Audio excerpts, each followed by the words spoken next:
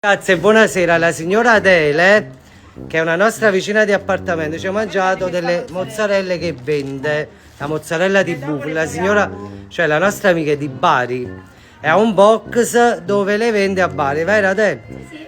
Ecco qua ragazzi. Nuovo livello di business sbloccato. Giovanna e Amedeo si danno al commercio di mozzarelle. La vicina Adele regala della bufala campana e in cambio scatta la marchetta con foglietto scritto a mano. Se volete seguirla, Questo è il suo...